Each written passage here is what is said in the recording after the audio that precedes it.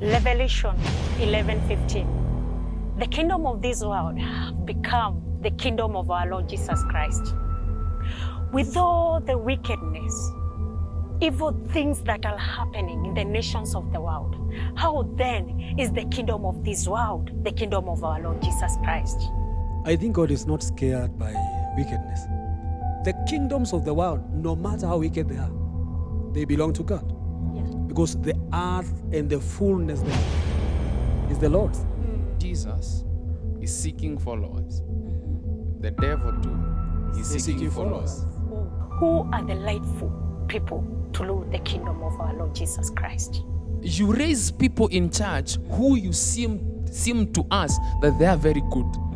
But when they go into a political space or a leadership space in the corporate world, or hata kama ni viongozi wa kanisa, they become corrupted by the systems.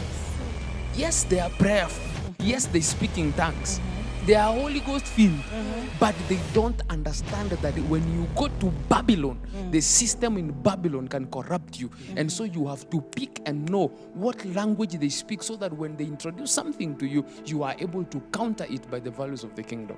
Oh, yes. Because we have become so religious, we don't understand the parameters of the kingdom to influence. How then do the sons of the kingdom rule? The Bible says the effectual fervent prayer of a righteous man availeth much.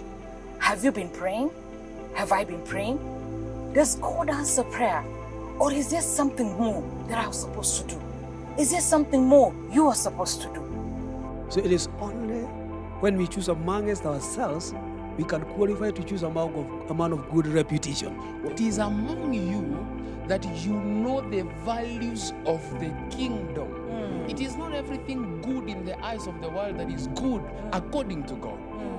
Join us in Nehemiah Talk Every Sunday from 6 to 7 p.m. on Nisi Television. as we take you through this journey of how the sons of the kingdom are supposed to rule the kingdom of their Father. With me, your host, Irene Joroge, and my co-host, Nana Kimemia, as we rebuild the walls of this nation.